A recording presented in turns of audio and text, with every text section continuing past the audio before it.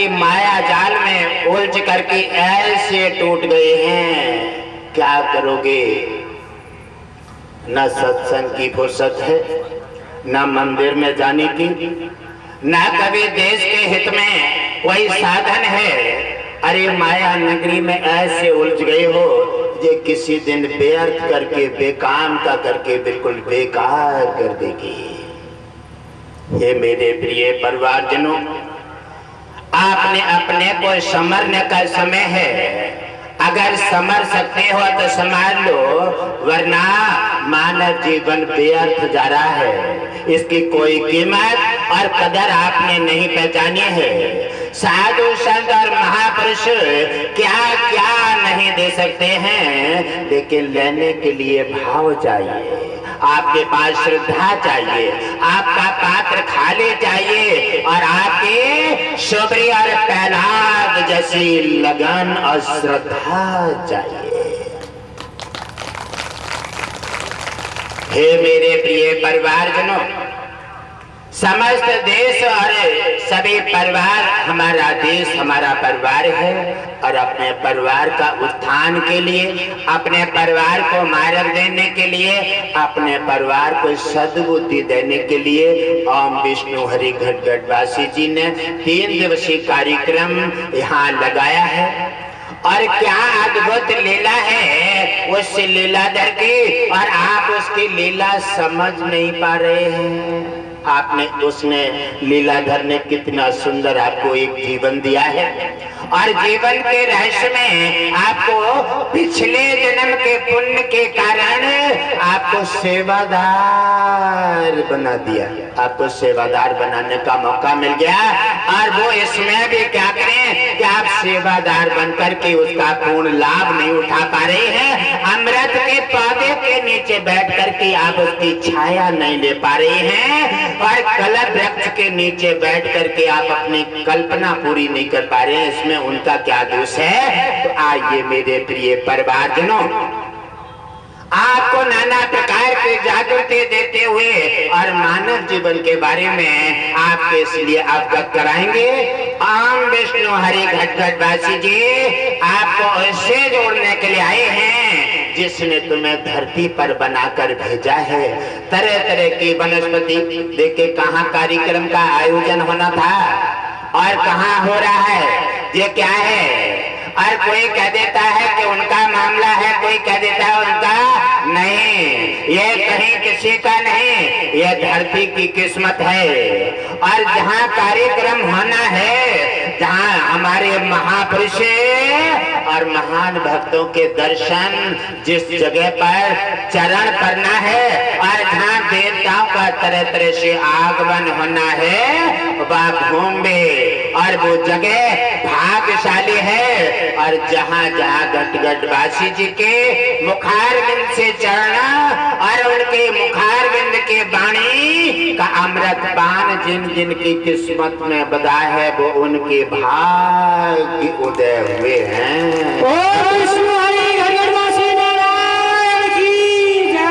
मेरे प्रिय परिवारजनों, आपको अगर नहीं दिखता है, भगवान विष्णु समस्त वनस्पति में और हर जगह चराचर के जीवों में उनका निवास है। आप उनको समझ नहीं सकते, आप उनको अगर परख नहीं सकते, आप उनको जान नहीं पा रहे हैं, इनमें उनका दोष नहीं है। आपकी नाव आगे बढ़ती है, आप अपनी आस्था और भक्ति के साथ अपना कर्तव्य निभाते हैं और जैसे परिवार का मोह नगरी फिर से आपको वापस खींच लेती है और फिर से आप ला करके खाई में गिर जाते हैं। अहंकार की नगरी से हटिए मेरे परिवारजनों। अगर अहंकार के नगरी से मोह माया से नहीं हटे तो मानव जीवन की धरोहर व्यर्थ चली जाएगी। जैसे बरसात के बादल आते हैं और बिना बरसे तड़प कर चले जाते हैं, उनका आना और ना कोई लाभ नहीं हुआ। आपको मौका दिया है। भगवान विष्णु ने पुनर्जन्म के पुण्य आपके उदय हुए हैं, तो सेवादार बनने का मौका मिल गया है, सत्संग आने का मौका मिल गया है। और जो सत्संग नहीं जा पाते हैं उनके पास घर बैठे सत्संग सुनने का भगवान विष्णु ने सुनहरा अवसर प्रदान कर दिया है। बोले भगवान की जय हो। इससे अलावा और क्या कर सकता है? और जो करना चाहता है वो करता है।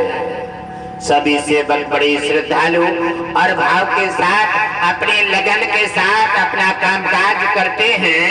और जिन पर कृपा है भगवान विष्णु की, वो गुरुदेव के आदेश के अनुसार बिना कहे सेवा में भाग ले लेते हैं। और जिनसे कृपा हट गई है, जिन्होंने अहंकार के गठरी बांध करके अपना जीवन के बारे में जहर घोर दिया है, वो बैठ जाना शुरू हो जाते हैं। वहाँ भगवान विष्णु की कृपा और दृष्टि हट जाती है। वह समझ लो काले बादल तरह तड़प के चले जाते हैं, बरसात नहीं होती। भगवान विष्णु आपके समस्त संसार के लिए साधु और संतों के भेष में, साधु संतों के रूप में अलग अलग परमात्मा ने भगवान विष्णु ने कहा है, जब जब साधु संतों पर धर्म सनातन पर जब किसी प्रकार का प्रहार होगा और जब सनातन का झंडा जैसे ही हल्का होने लगेगा और साधु संत ब्राह्मण का निरादर मान सम्मान जब कम होगा, तो उसी समय अलग अलग रूपों में हमारा जगह जगह अवतार होगा। भगवान विष्णु अलग अलग रूपों में साधु संतों के माध्यम से अपने सनातन, अपना देश और अपने परिवारों की रक्षा करने के लिए धरती पर आ गए हैं। हे मेरे प्रिय परिवारजनों, उन्हें जानने के लिए भाव प्रकट करना पड़ेगा। उनसे कुछ लेने के लिए गुरुदेव की आज्ञा का पालन करना पड़ेगा और उनसे आपको अथाह आशीर्वाद और अपना कल्याण करने के लिए अपना फर्ज मानव जीवन का निभाना पड़ेगा। अगर मानव जीवन का फर्ज नहीं निभाया, मानव जीवन भी व्यर्थ चला जाएगा। ये मानव जीवन 84 लाख योनि भागने के बाद यह पुनर्जन्म प्राप्त होता है। और मानव जीवन ये कर्म योनि है, और ये कर्म योनि है। और जीव जंतु यह भोग योनि, हमेशा जीव जंतु भोग रहे हैं और आपको जीवन मिला है कर्म योनि का। और अगर अहंकार करोगे, अहंकार किया है बड़े बड़े राजा महाराजाओं ने, अहंकार कोई भी कर बैठे निश्चित पतन होगा। अहंकार किया रावण ने, 1 लाख पुत्र 1.25 लाख नाती हर दिन के घर में दिया न बाती। अगर हो सके तो हटा दो मेरे प्रिय परिवारजनों। और जिसके लिए आए हो, सत्संग के लिए, धर्म करने के लिए, घर में शांति लाने के लिए, संकट हटाने के लिए और अपने भगवान विष्णु के दर्शन पाने के लिए भाव का दरवाजा खोलो और मंदिर का घट खोल करके, लेकिन परंतु और छल कपट त्याग करके समर्पित भाव से अपना आसन जमा करके, पांडाल नहीं है ये 3 दिवसीय कार्यक्रम, 3 दिन मंदिर है। ये ना कोई जगह है ना कुंभ है, ये मंदिर है। और तीनों दिन यहाँ देवताओं का अलग अलग आना जाना बना रहेगा। ये भगवान विष्णु लगातार अपने कृपा दृष्टि के साथ यहाँ क्षेत्र, देश और समाज और भक्तों का कल्याण करने के लिए सत्संग का आयोजन लगाया। ओम विष्णु हरि घटघटवासी नारायण की। अगर हो सकता है तो मेरे परिवारजनों भगवान विष्णु पर उपकार कर दो, अहंकार हटा दो। यह बेमतलब की माया नगरी में ऐसे उलझ गए हो, बेटा बेटी गाड़ी बंगला, अरे इन पर क्यों भरोसा करते हो? एक कितने सुंदर शरीर दिए हैं, इनका पल भर का भरोसा नहीं है। कितने क्षण देगा और कितने क्षण ले लेगा। कितनी रोशनी आंखों में होती है और पल जाते ही रोशनी चली जाती है। और जीवन का 100 साल का क्यों भरोसा करते हो और पल का भरोसा नहीं है? इसलिए हे मेरे परिवारजनों, जिन्होंने अहंकार किया है और बड़े बड़े धुरंधर अहंकार करते हैं, सोचते हैं अब हमें कोई गिरा नहीं सकता, हमें कोई लचा नहीं सकता, अब हमें कोई हरा नहीं सकता। अहंकार भगवान विष्णु का भोजन है। अहंकार का जहां पौधा लगा, अहंकार का डेरा जहां पड़ गया, वहां समझ लो विनाश निश्चित हो गया।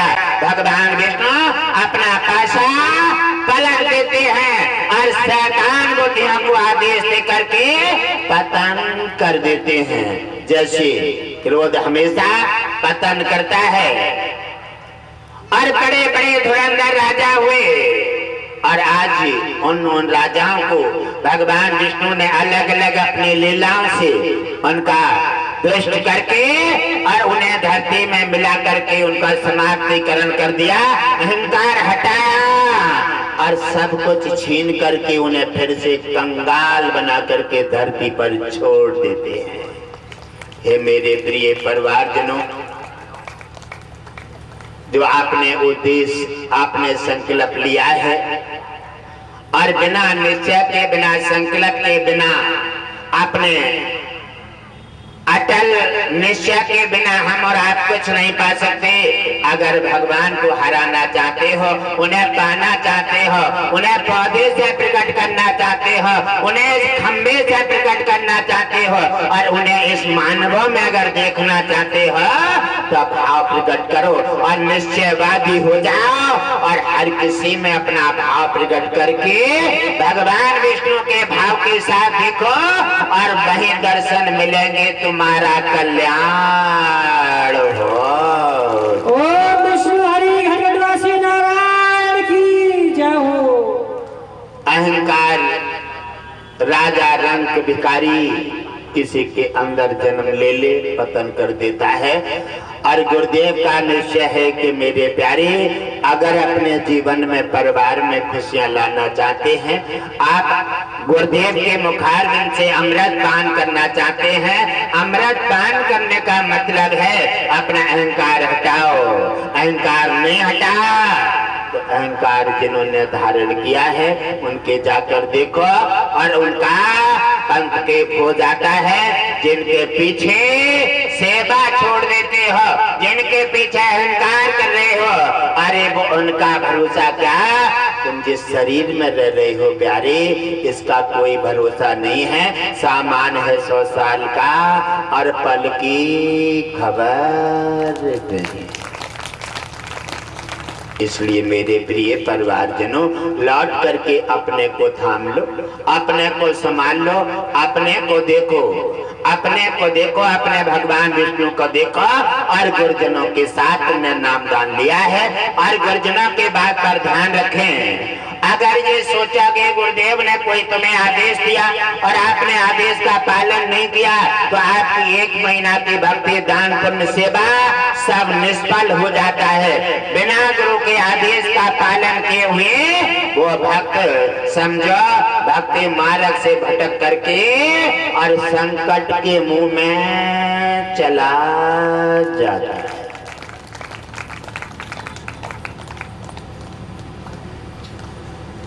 अगर मेरे प्रिय परिवारजनों, एक होते हैं हमारे राजा सगर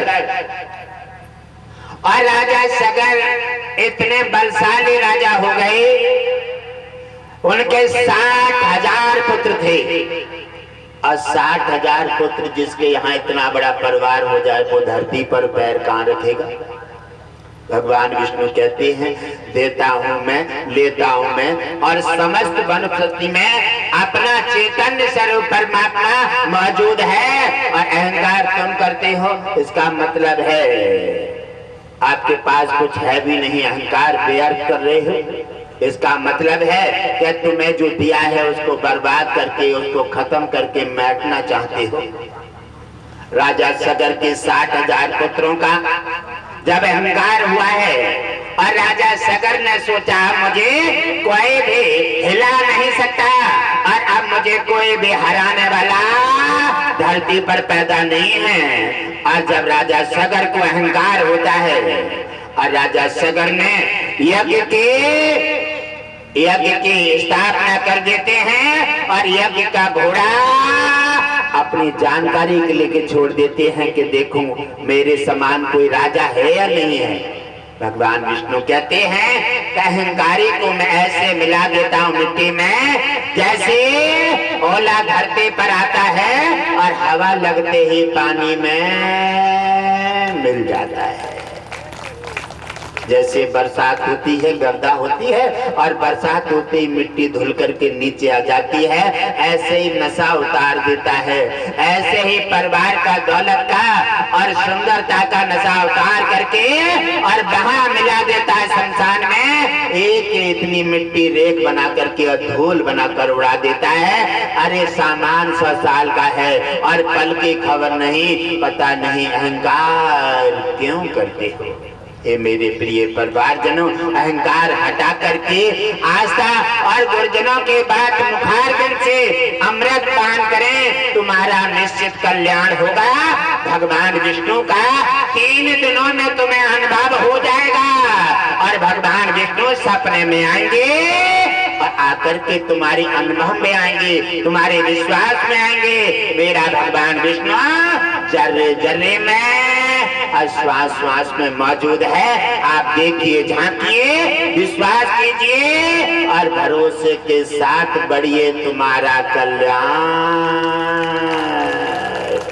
गुरुदेव विष्णु लक्ष्मी स्वामी सरकार की जय हो। अभी गुरुदेव ने बताया था कि भगवान विष्णु साधु संतों के अलग अलग रूपों में धरती पर अवतार लेते हैं। अलग अलग आकर के साधु संतों के रूप में अपने सनातन, अपने भक्तों की रक्षा करने के लिए अलग अलग रूप धारण करते हैं। उधर राजा सगर का जब घोड़ा आगे बढ़ जाता है और पूरे धरती पर भ्रमण करके और वापस लौट रहा है, राजा सगर को सूचना दी कि आज तक तुम्हारा कोई घोड़े को थामने वाला पैदा नहीं है। राजा सगर का अहंकार और जो है बढ़ जाता है। राजा सगर ने सोचा कि मेरे से ज्यादा धर्मात्मा, मेरे से ज्यादा बलवान, मेरे से ज्यादा वीर और मेरे से ज्यादा बड़ा परिवार न किसी का है और न किसी का होगा।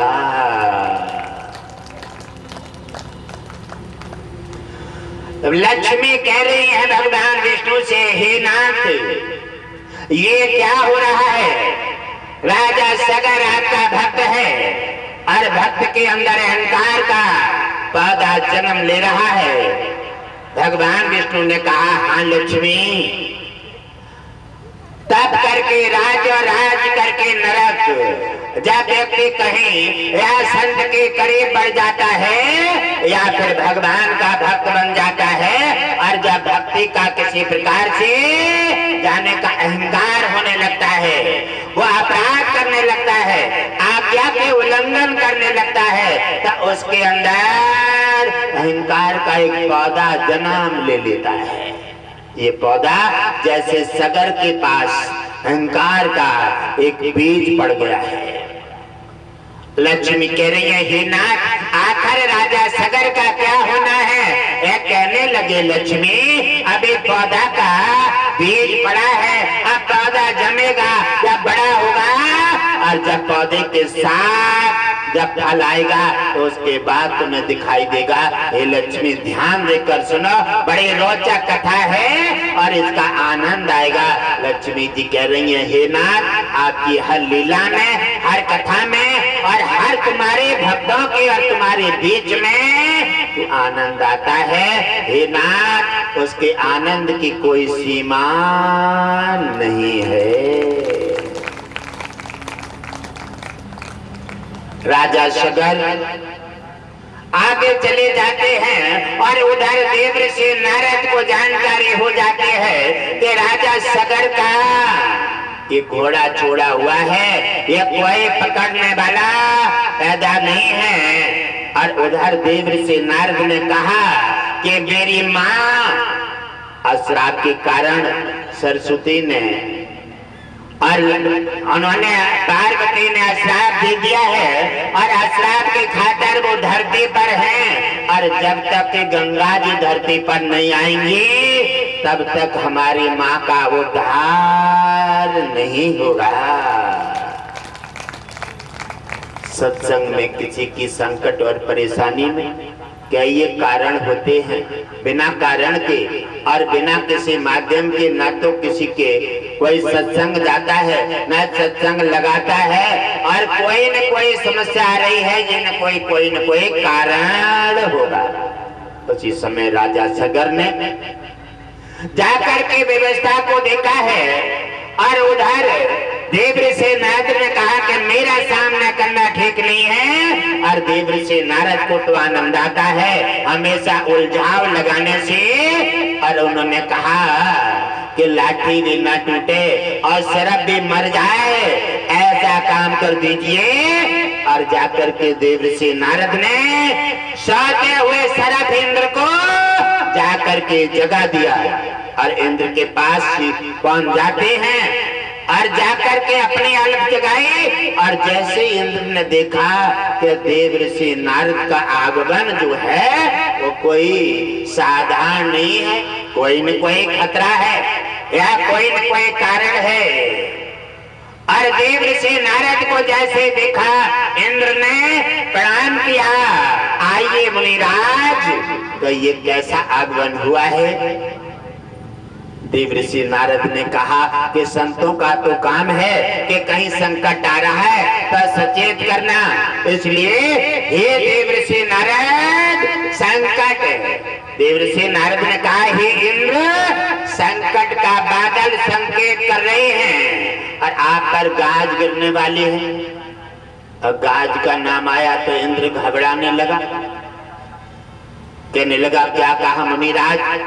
हम तो हमारे राज्य में बड़ी शांति प्रिय राज्य चल रहा है और सभी मंगलाचार अपना भजन कीर्तन और सभी देवता अपना कामकाज बड़े समय से निपटा रहे हैं और बड़ी शांति है। कहने लगे, शांति में तो अशांति हो जाती है, दुख के पीछे सुख और सुख के पीछे दुख, यानी दुख और सुख दोनों का साथ साथ है। अगर सुख में आ जाते हैं और सुख में आकर के सो जाते हैं और सोते ही दुख दाब लेता है, यही तो कारण है कि आराम में और सुख में ज्यादा सोना नहीं चाहिए और आराम में हमेशा दुख का इंतजार करना चाहिए, क्योंकि दुख के पीछे सुख और सुख के पीछे दुख आना जाना है।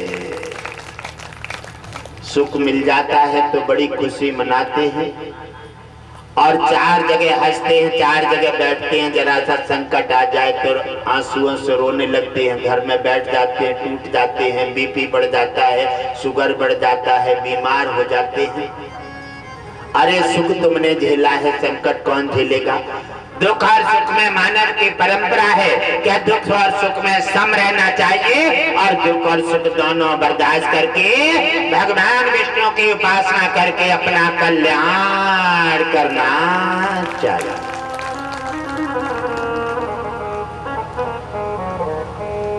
देवर्षि नारद की बात सुन करके और इंद्र के पैरों तल के धूल खिसक जाती है और इंद्र कहने लगे, आपने क्या मेरे रंग में भंग डाला है? अप्सराएं नाच नृत्य कर रही हैं और जगह जगह मंगलाचार हो रहा है और कामकाज सही समय से निकट रहा है। और हे देव ऋषि नारद, आज तुमने ये क्या कर डाला है? कहने लगी, मैंने कोई अशुभ नहीं और अशुभ होने वाला है तो साधु संतों का काम है आपको सचेत करना। कहने लगे, कह दो क्या अशुभ होने वाला है? तो उन्होंने कहा, राजा सगर का छोड़ा हुआ घोड़ा वापस लौट कर जा रहा है और अगर जाकर पहुंच गया तो राजा सगर 60,000 पुत्रों के साथ तुम्हारे इंद्रासन पर चढ़ाई करेंगे, इंद्रासन छीन करके तुम्हें फकीर बना देंगे और तुम्हारा राज्य छीन करके तुम्हें कंगाल बना देंगे। इतना सुना इंद्र ने, अरे इंद्र घबरा गया और सिंहासन से उठकर खड़ा हो जाता है। ऐसा किसमें साहस है? और मैं 60,000 पुत्र के सगर के पुत्र का मार करके और उन्हें मिट्टी में मिला दूंगा और इंद्रासन नहीं छोड़ूंगा। मेरे इंद्रासन पर नजर डाले, ऐसा कौन सा शूरवीर है किसी की कुर्सी पर नजर डाल दे कोई तो आदमी के जहर घुल जाता है, किसी की अगर संपत्ति पर नजर डाल दे जहर घुल जाता है।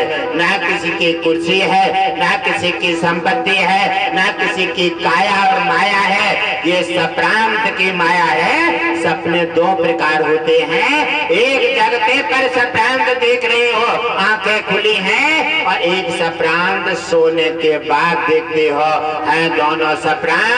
ये संसार सपने की माया है और झूठा सब संसार है। जिस झूठे संसार के सपने की माया में हम नाना प्रकार के अपराध करने के लिए तैयार हो गए हैं और झूठे परिवार, गाड़ी, बंगला, इनमें उलझ करके हम दलाली और तरह तरह के अपराध करके हम अपने मानव जीवन को भी अपने गहरे गड्ढे में डाल करके बर्बाद कर रहे हैं। आप भगवान विष्णु से वादा करके आई हैं, वो वादा ना पूरा करने से आप अपने मानव जीवन में जहर घोल करके और मानव जीवन को नष्ट कर रहे हैं। क्यों? आप वादा करके आए, बार बार जब माँ के उदर में उल्टे लटक जाते हैं उस समय नरक मल मूत्र उपरम में चलता है और उस समय वादा करते हैं, सोचते हैं, भटकते हैं। भजन कब किया जाता है? वादा कब किया जाता है? चढ़ाना कब चढ़ाया जाता है? मंदिर कब जाया जाता है? जब कोई संकट होता है। संकट निकल जाए, अब फुर्सत नहीं है सत्संग के लिए, और चलो आज नहीं कल चले जाएंगे और चिंता मत करो। आज तुम अगर संकट हट गया है, अरे वो तो संकट मोचन है, संकट हटाना जानता है तो संकट धीरे से ने सरकाना भी। चाबी दोनों उसी के हाथ में है।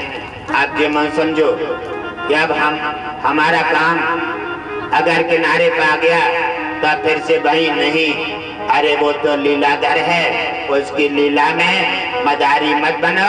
अगर बंदर बन गए तो बहुत नचाएगा और नचाते नचाते वहां तक नचाएगा मिट्टी मार। और इंद्र ने जब देखा ऐसा वाकया हो रहा है और इंद्र संतुलन बिगड़ गया और कहने लगा, मुनिराज कोई उपाय बताइए। अगर मेरा राज चला गया, इंद्रासन चला गया तो हम कैसे रहेंगे? हमारे सुख आराम, इतने मौज मस्ती सब खत्म हो जाएगी। अपने को अगर कुर्सी किसी के नीचे पड़ जाए, आपको पद मिल जाए, आपको संपत्ति मिल जाए, आपको सुंदरता मिल जाए और आपके लिए परमात्मा भगवान विष्णु को देव की कृपा मिल जाए तो अहंकार मत कीजिए। समर्पित भाव से कैसे मिली है, कैसे मिली है उसका ध्यान रखिए। सेवा से, भाव से, लगन से, सत्संग से, भाव से सेवा करने से मिली है, उसका दामन पकड़े रहिएगा। और जब आपने सेवा की जड़ खाली कर देंगे तो सब छीन करके फिर वहीं पहुंचा देगा। इसलिए पानी लगाते रहो पौधे में, पौधा हरा बना रहेगा, फल फूल पत्तियां सब मिलती रहेंगी और पत्ती बनी रहेगी, ठंडी ठंडी हवा भी मिलती रहेगी। पानी लगाना देख ले कि अब तो पत्ती बहुत है, और अब चलो कोई बात नहीं, कल लगाया है पानी, आज नहीं लगाएंगे, और नहीं लगाया पौधा सूख जाएगा और फिर से बड़ा करने में समय लगेगा। विश्वास में घुन लग जाए तो फिर दोबारा विश्वास नहीं टिकेगा, क्योंकि विश्वास एक ऐसी नाजुक चीज है, ये हर जगह खरीदा नहीं जाता, ये किसी प्रकार से नहीं जुड़ेगा। ये विश्वास ये कच्चा धागा है, ये जुड़ जाता है तो बड़े से बड़े काम कर देता है, और अगर टूट जाता है तो बड़े से बड़े चट्टान को गिरा करके मिट्टी में मिला देता है। विश्वास बना के रखें। देवऋषि नारद ने जाकर के कहा, मैं तुम्हें बड़े इशारे में बताना चाहता हूँ, और देवऋषि नारद सोचने लगे कि हमारा भी काम चल जाएगा। अगर यहाँ थोड़ा फंदा लग गया, इंद्र भड़क गया, तो हमारा सामना भी न होगा और हमारा काम भी चल जाएगा। देवताओं के कुटिल नीति धरती वासियों ने सीख ली है, इसलिए नाना प्रकार की परिवारों में विघ्न पड़ते रहते हैं, इसलिए बार बार संकट घर परिवार में बने रहते हैं। लेकिन कोई भी, चाहे देवता हो और चाहे दानव या चाहे मानव, कोई भी है, छल कपट धोखा गद्दारी, यहाँ भगवान विष्णु किसी को राहत नहीं देते हैं। दगा किसी का सगा नहीं है, ना मानो तो कर देखो, और जिन लोगों ने बुरा किया है उनके जाके घर देखो। अब देखो राजा सगर की, देवऋषि नारद ने इंद्र से कहा, क्या मुझे लगता है कि तुम्हारा इंद्रासन चला गया तो मुझे बड़ा बुरा लगेगा, इसलिए कहा देवऋषि नारद हमें क्या करना है।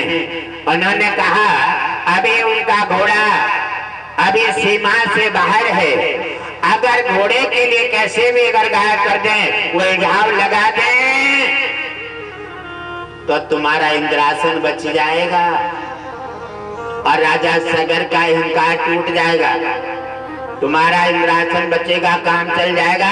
और देवऋषि नारद के अंदर ही अंदर खुशी है कि हमारा भी काम सहज में बन जाएगा। देवऋषि नारद ने फंदा लगा दिया, और देवऋषि नारद का फंदा किसी से भी हटता नहीं है। उन्होंने देखा और इंद्र ने कहा कि अब मुझे शीघ्र काम करना है, और इंद्रासन छोड़ देता है, धरती पर आ जाता है। और देखा कि अगर 60,000 पुत्रों से लड़ूंगा, सगर से अगर सीधा सीधा मुकाबला करूंगा तो मेरी बर्बादी हो जाएगी और रंजिश बढ़ेगी, इसलिए ऐसा करो लाठी भी ना टूटे और सांप भी मर जाए। उपाय सोच लिया इंद्र ने, और इंद्र ने तत्काल सोचा कि ये घोड़े को वहां से लेकर के, और अगर मैं अपने यहाँ ले जाऊंगा तो सगर से सीधे सीधा झगड़ा मोल हो जाएगा, और इसलिए जुगाड़ से काम ले लो। इसलिए उन्होंने क्या काम किया, और उनकी सेना मार करके इंद्र ने बेहोश कर दिया, और घोड़े को वहां से लेकर के अदृश्य करके और जाकर के कपिल मुनि के कुटिया में आश्रम में बांध दिया।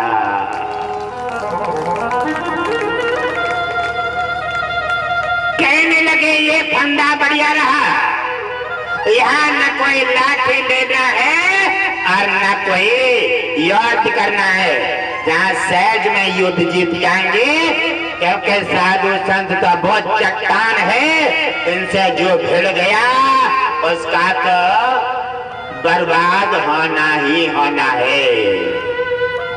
इसलिए अब यहाँ आएगा सगर, आकर के घोड़ा बंधा देखेगा और कपिल मुनि से अपना बकवास करना शुरू कर देगा। और कपिल मुनि को जब क्रोध आएगा तो यहाँ सारा का सारा हिसाब चुकता हो जाएगा।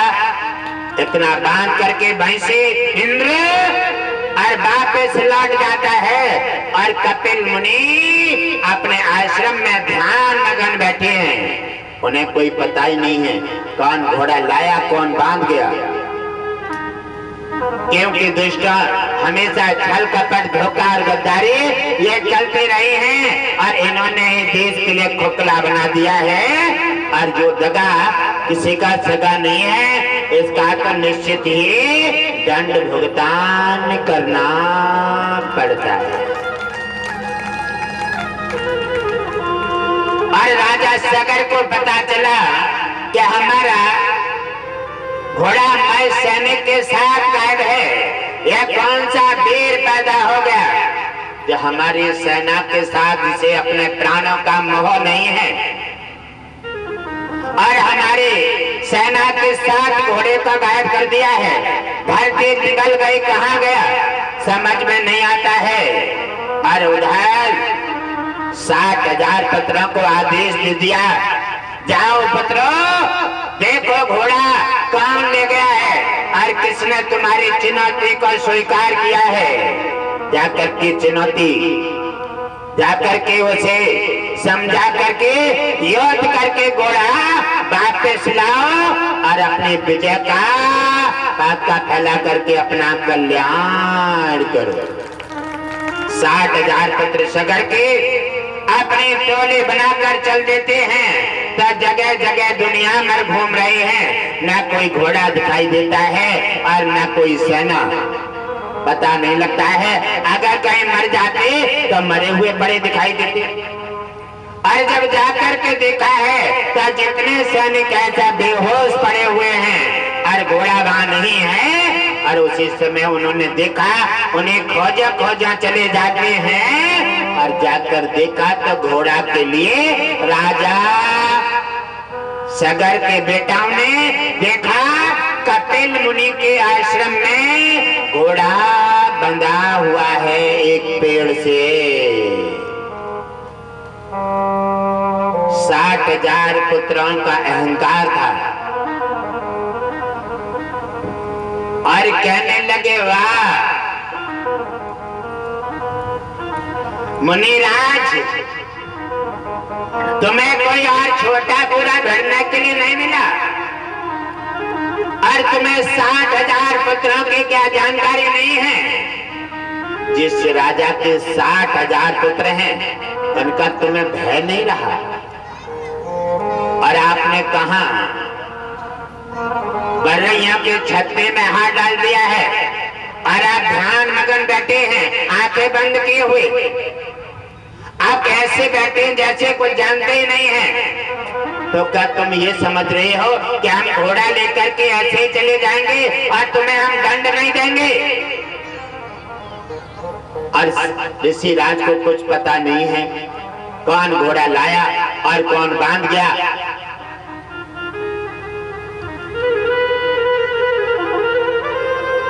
ऐसी चुनौतियां जब किसी के साधु संत के मध्य में बन जाती हैं तो खाम का क्रोध उत्पन्न हो जाता है। और राजा सगर के 60,000 पुत्र ऋषि राज की कुटिया के तपस्या के समय पर जाकर के हंगामा करने लगे। हंगामा किया, बार बार अपने चुनौती के साथ हंगामा करते हैं। और उन्होंने देखा ये क्या मामला है। कहने लगे, क्या कैसा धुमस मचा रहे हो? कहने लगे, बड़े भोले बन रहे हो। सगर का ये घोड़ा लेकर के आए हो और जहाँ बांध लिया है और आप ऐसे भोले बन गए हो ऋषिराज, जैसे कुछ जानते नहीं हो। कहने लगे, बच्चे आप क्या कर रहे हैं? अरे मेरे को कोई जानकारी नहीं है, मैं तो अपने ध्यान मगन हूँ। अरे कहने लगे, अब 60,000 के डर के मारे आप बातें बदल रहे हो। 60,000 को देख करके डर लग रहा होगा। अब कैसे इनसे पेश पड़ेगी। कहने लगे बच्चों बेमतलब की बातें मत करो, हम तुम्हें किसी प्रकार का दंड देना नहीं चाहते, पूरा देश विश्व हमारा परिवार है और आप जहाँ से आए हैं आपका घोड़ा है, आप ले जाइए, आप अपना काम कीजिए और हमें भजन करने दीजिए। कहने लगे वाह, जब घोड़ा लाए थे तब तुमने ये नहीं सोचा आप भजन की पड़ी है, आप तो ऐसे थोड़े ले जाएंगे, 60,000 पत्रों का पहले प्रहार झेलो और उसके बाद भुगतान चुकता करो, ताकि बाद घोड़ा ले जाएंगे।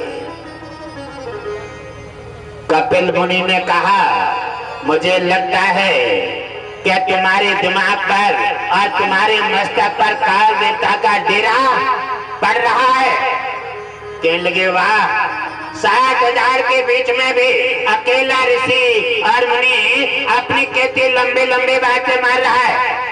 जब संतों के सामने जब कोई उल्टी सीधी बातें मारना शुरू कर दे और संतों के बारे में उल्टा सीधा सोचना शुरू कर दे तो समझ ले उसका पतन का कारण शुरू हो गया।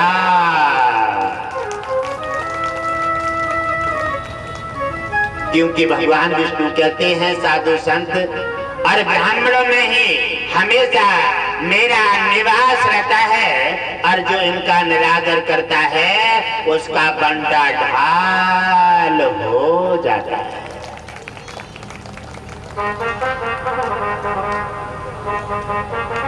और जैसे 60,000 पुत्रों ने एकदम धावा बोलने के लिए कहने लगे समय खराब मत करो और ऋषि राज को सबर सिखा दो,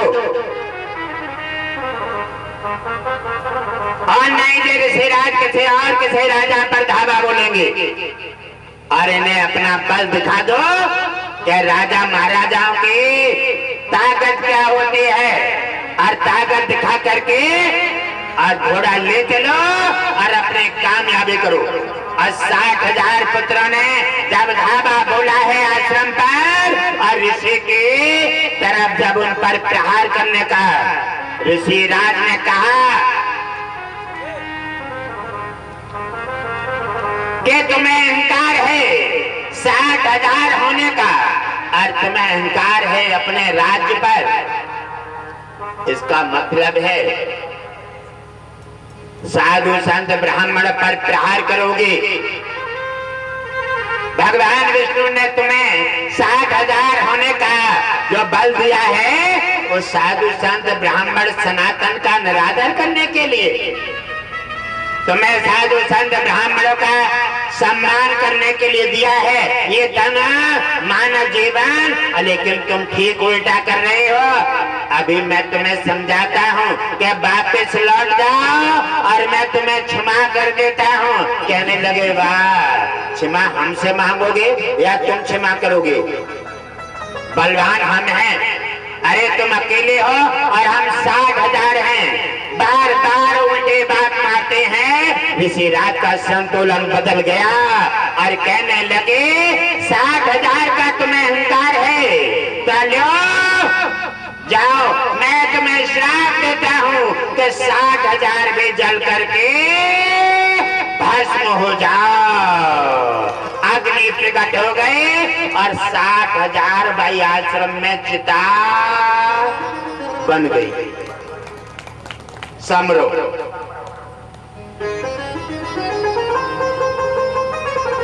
जब 60,000 ढेरे बन जाते हैं आश्रम के शांति भंग हो गए, क्योंकि आश्रम से ये शांति में वहां 60,000 लाशें जल रही हैं, तब वो शमशान हो गया। शमशान बन जाता है, 60,000 चिताएं जल रही हैं और इसी समय कपिल मुनि अपने पीछे वाली कुटिया में जाकर के अपना ध्यान मगन फिर से बैठ जाते हैं। 60,000 पत्र जल करके समाप्त हो गए और समाप्त हो जाते हैं तो न घोड़ा का 60,000 पुत्रों का और न सैनिकों का कोई भी रास्ता नहीं मिल पा रहा है। और जब कपिल मुनि के पास जाते हैं, जब सगर को पता चला कि 60,000 पुत्र गए, बेबी लौट के नहीं आए हैं, घोड़ा भी लौट के नहीं आया है, सैनिक भी नहीं मिले हैं, धरती निगल गई, कहाँ गई समझ में नहीं आता, मरे हुए तो देखे जाते। जाकर के धीरे धीरे पता लगाया, वह देखा कपिल मुनि के जब कुटिया में आश्रम में जाकर पहुंचे हैं, और कपिल मुनि के आश्रम में देखा है क्या छोटे छोटे ढेरी बने हुए हैं, और उन्होंने देखा घोड़े बंधे हुए हैं। कहने लगे कहीं कुछ अनहोनी हुई है, और 60,000 न कोई तोप है, न कोई लाठी है, न डंडा है, ये सहज में कैसे मर गए। जाकर के ऋषिराज के पास जाते हैं और उन्हें प्रणाम किया, और प्रणाम करके ऋषिराज आगे बढ़े, और ऋषिराज की समाधि खुलती है। कहने लगे तुम कौन हो? अरे कहने लगे हम राजा सगर के राज्य से आए हैं। कहने लगे ठहरो, अरे उन्हें भी भस्म करने के लिए। कहने लगे नहीं मुनिराज, हम उनमें के हैं लेकिन हम बे नहीं हैं। हम उनमें के तो हैं लेकिन हम बे नहीं हैं। उन्होंने तो तुम्हारा निरादर करके तो अपना बल्टा ढाल कर लिया है। हे गुरुदेव, हम तो आपके चरणों की धूल हैं, हम आपका कभी निरादर नहीं कर सकते, हम तो आपका आदर कर रहे हैं कि उन्होंने तुम्हारे साथ में बदयांती कर करके और जो अपना नुकसान किया है। हे गुरुदेव, हमें क्षमा कर दीजिए, हम तो आपके चरणों का सेवक हैं। गुरुदेव ने अपने श्राप का हाथ वापस कर लिया। कहने लगे क्यों आए हो? कहने लगे हम इसलिए आए हैं कि ये एक काम कराने से और समस्त मानव धरती वासियों का कल्याण हो, ऐसे साधु संतों को कामकाज करना चाहिए। कपिल मुनि प्रसन्न हुए और प्रसन्न होकर के देवर्षि नारद को आशीर्वाद दिया, और कपिल मुनि अपने कुटिया में फिर से समाधि लगा करके और भजन ध्यान बैठ जाते हैं। ऐसे साधु संतों से मन टकराइए। साधु संत महान हैं, संतों की पहचान करो, और हमेशा बिना अगर किसी आडंबर संत के पास पहुंच जाओगे और आप और संतों की आलोचना करोगे, ऐसा नहीं। पहले स्वयं अपने को पहचानो, अपने को संवारो, और हमेशा अच्छे संत की परख करो। अच्छे संत से जुड़ करके अपना अपना समाज, देश और परिवार का कल्याण करो।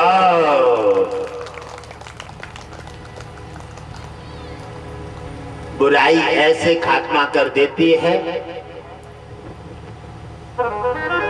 विष का पाया खाया हुआ व्यक्ति बच सकता है क्योंकि उसके लिए उपचार है, और बुराई का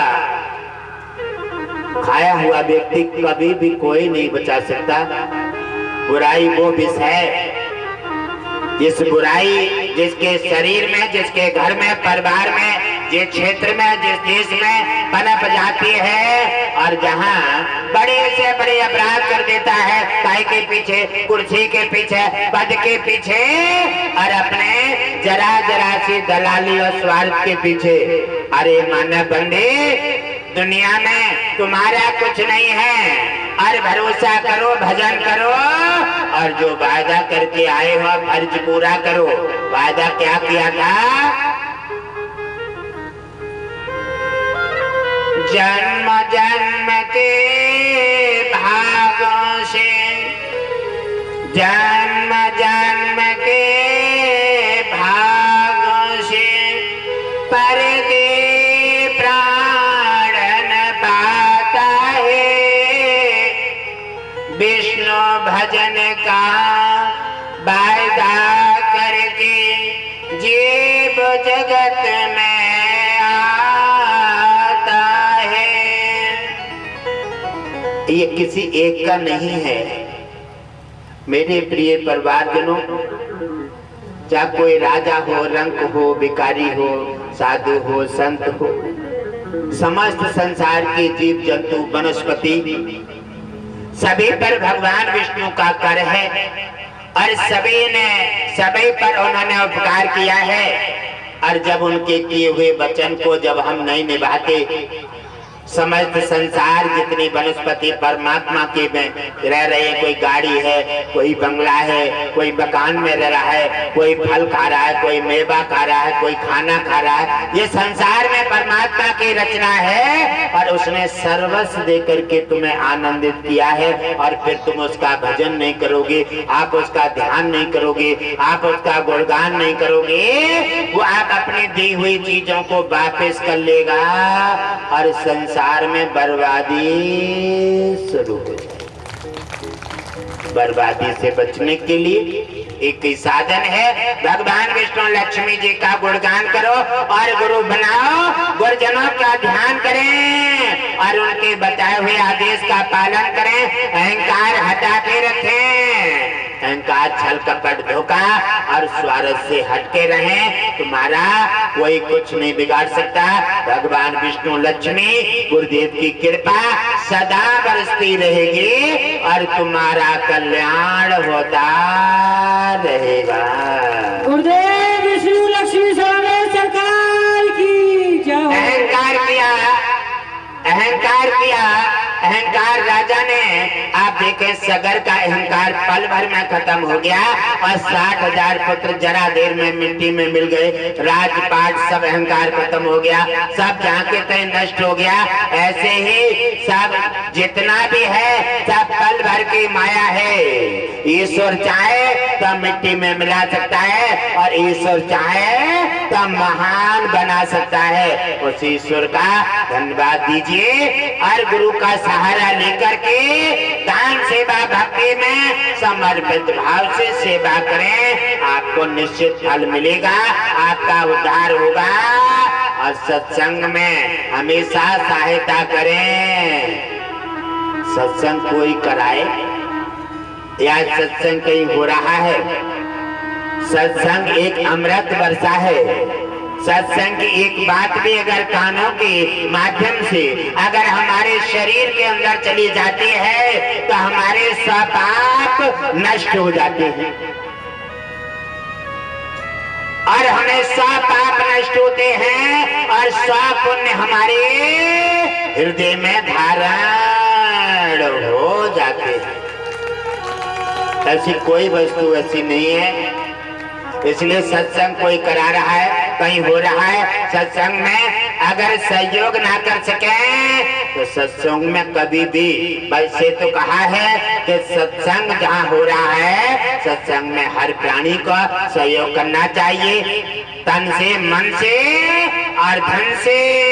जैसे सहयोग करोगे भगवान विष्णु लक्ष्मी गुरुदेव प्रसन्न हो जाएंगे, तुम्हारे बिगड़े काम बन जाएंगे और तुम्हारा कल्याण हो जाएगा।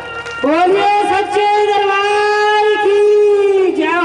यहाँ तक कहा है भगवान विष्णु ने कि सत्संग कराने स्वयं कर रहा है, उसके लिए इतना पुण्य प्राप्त नहीं होता है जितना सहयोग करने वाले को, रास्ता बताने वाले को और सत्संग में सहयोग देने वाले को जितना पुण्य प्राप्त होता है। भगवान विष्णु लक्ष्मी कहते हैं कि उनके लिए गुरुदेव भगवान विष्णु लक्ष्मी का तीनों का आशीर्वाद प्राप्त होता है और दसियों साल बिगड़े हुए काम जो पड़े हैं, बनते हैं, बिगड़ जाते हैं, घर में लड़ाई झगड़ा रहता है, घर में कलह बनी रहती है, हाथ पर जूते हैं, चार हाथ टूट जाते हैं, उनके ऐसे काम स्वतः ही बन जाएंगे और कृपा दृष्टि से उनका कल्याण हो जाएगा। ओम विष्णु हरि हरिवासी नारायण की जय हो। तो मेरे प्रिय परिवारजनों, 3 दिवसीय कार्यक्रम है, जहाँ जहाँ तक आवाज जाती 60,000। कहने लगे अहंकारियों का ऐसा ही होता है।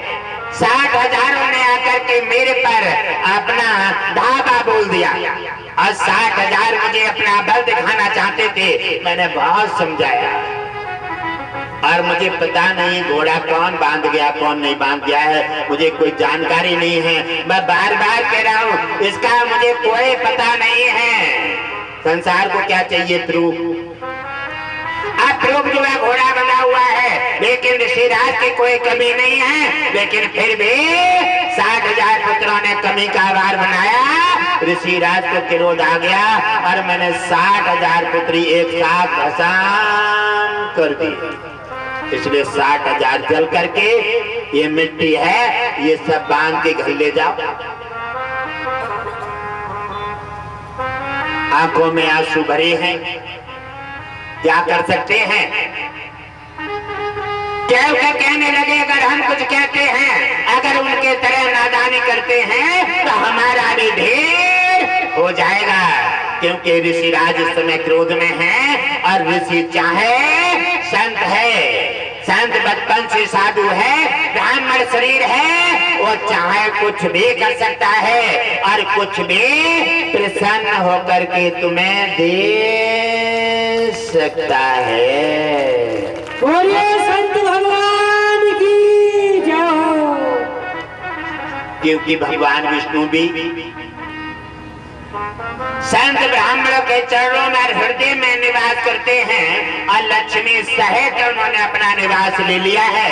लेकिन साधु संत ब्राह्मणों से अहंकार से नहीं, गुस्सा से नहीं और भय दिखा के नहीं, सेवा करके प्रसन्नता से और उन्हें भावित करके और उन्हें भाव के साथ प्रसन्न करके जो चाहो वो ले सकते हो, वो पा सकते हो। जो स्वयं भगवान से नहीं पा सकते वो घट घट बासी जी से पा करके और अपना कल्याण पा सकते हो। ओम विष्णु हरि हरिवासी नारायण की जय हो। जैसे 60,000 पुत्रों का मरा हुआ देखते हैं, आंखों से आंसू बह रहे हैं और कहने लगे गुरुदेव अब इनका उद्धार कैसे होगा?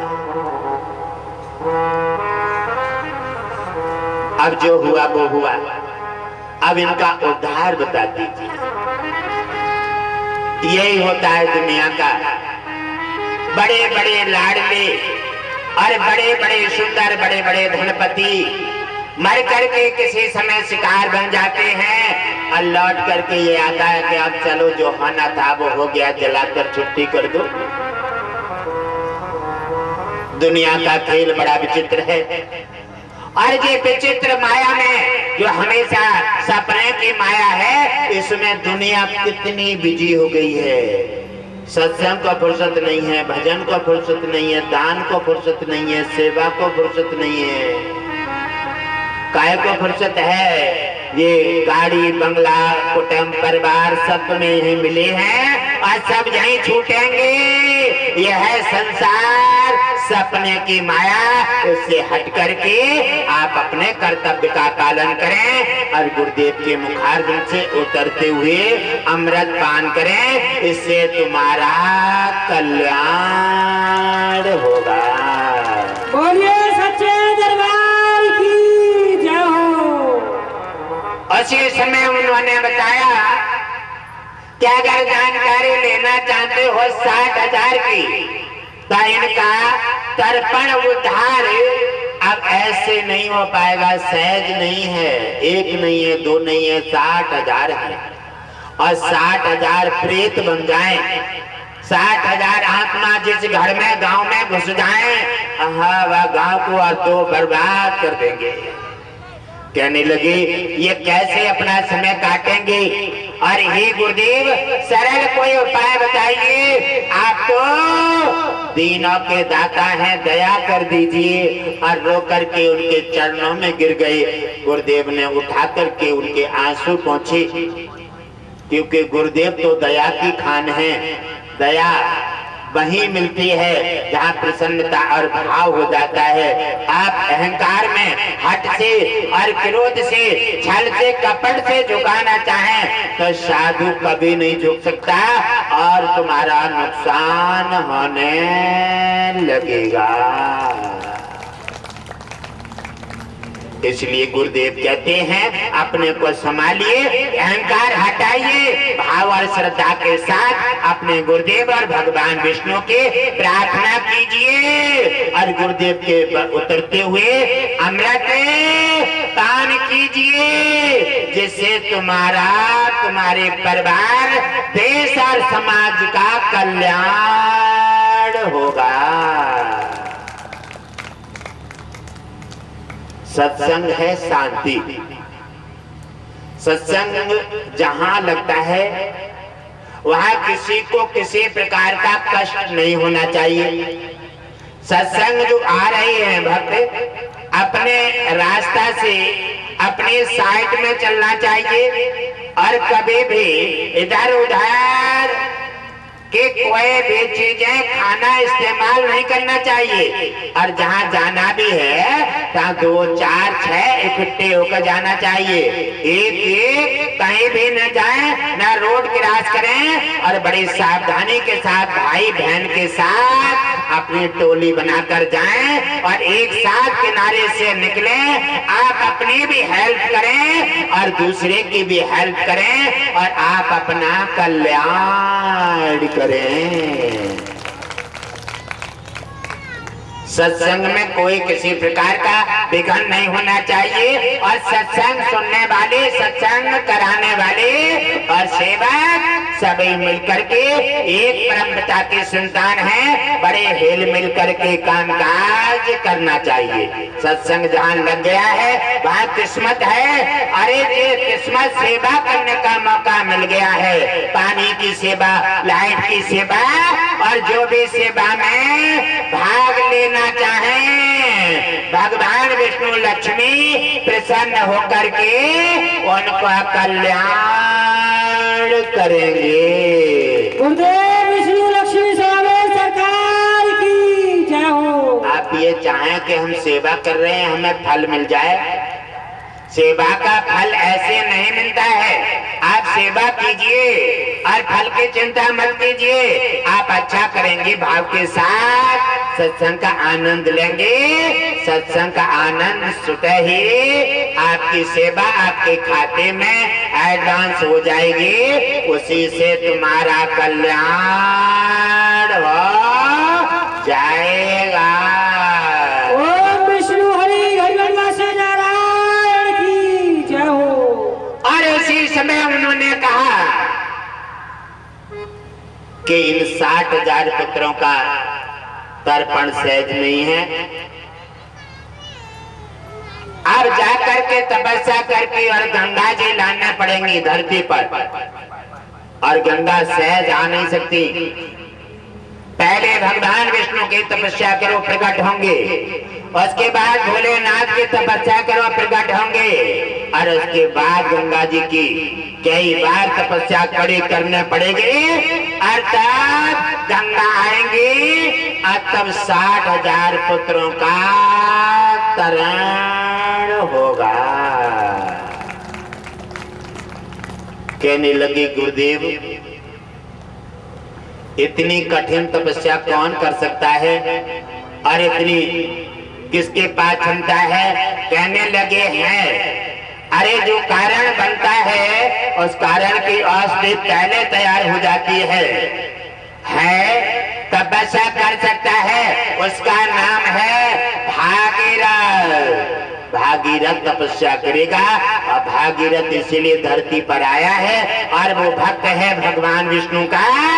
तपस्या करके गंगा को धरती पर लाएगा, 60,000 पुत्रों का उद्धार होगा और उसी गंगा के माध्यम से उनका भी उद्धार होगा और धरती वासियों का भी गंगा से कल्याण होगा। उन्होंने गुरुदेव का प्रणाम किया और कहने लगे, गुरुदेव आपने बड़े सरलता से 60,000 पुत्रों का उपाय बता दिया है। आप धन्य हैं और प्रणाम कर करके गुरुदेव को बार बार प्रणाम किया और वहां से चले आते हैं। आकर के राजा सगर को उन्होंने सारा उपाय बताया, ऐसा ऐसा हुआ है और 60,000 पुत्र जल करके राख बन चुके हैं। सगर का संतुलन बिगड़ जाता है। सगर कहने लगे मैं कितना बड़ा राजा था, मुझे अहंकार था और 60,000 पुत्र भी और पल भर में मिट्टी में मिल गए। इसका मतलब है कि काया माया संपत्ति और परिवार कोई किसी का नहीं है, क्योंकि अरे इन पर क्या घमंड करोगे, ये शरीर सुंदर है, इन पर भी तुम्हारा कोई भरोसा नहीं है। सामान 100 साल का और पल की खबर नहीं है। उधर देव ऋषि नारद देख रहे हैं क्या इंद्र ने अपना काम कर दिया और सगर का भी अहंकार चकनाचूर हो गया। अब गंगा आएंगे, भागीरथ तपस्या करेंगे और हमारे माँ का भी श्राप छूट जाएगा, हमारा भी काम चला और गंगा धरती पर आ जाएंगी तो अमृत लोक में प्राणियों का भी उद्धार हो जाए। कई काम चले और उधर उन्होंने कहा जाकर के देव ऋषि नारद और कपिल मुनि के कुटिया पर पहुंच जाते हैं, प्रणाम किया और कपिल मुनि ने कहा देव ऋषि नारद आनंद आता है। कहने लगे गुरुदेव आनंद तो भाई आता है एक काम करने कराने से और समस्त मानव धरती वासियों का कल्याण हो, ऐसे साधु संतों को कामकाज करना चाहिए। कपिल मुनि प्रसन्न हुए और प्रसन्न होकर के देव ऋषि नारद को आशीर्वाद दिया और कपिल मुनि अपनी कुटिया में फिर से समाधि लगा करके और भजन ध्यान बैठ जाते हैं। ऐसे साधु संतों से मन टकराइए, साधु संत महान हैं, संतों की पहचान करो और हमेशा बिना अगर किसी आडंबर संत के पास पहुंच जाओगे और आप और संतों की आलोचना करोगे, ऐसा नहीं, पहले स्वयं अपने को पहचानो, अपने को संवारो और हमेशा अच्छे संत की परख करो।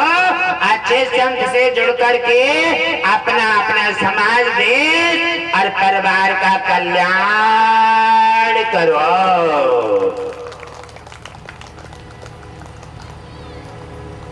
बुराई ऐसे खात्मा कर देती है, विष का पाया खाया हुआ व्यक्ति बच सकता है क्योंकि उसके लिए उपचार है, और बुराई का खाया हुआ व्यक्ति कभी भी कोई नहीं बचा सकता।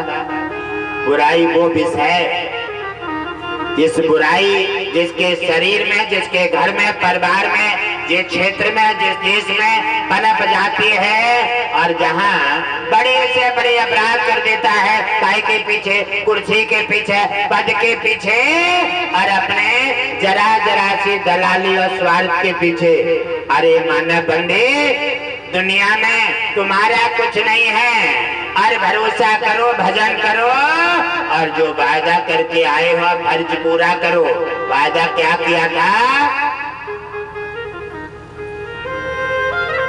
जन्म जन्म के भागों से, जन्म जन्म के भागों से परदे प्राण न पाता है। विष्णु भजन का वायदा करके जीव जगत में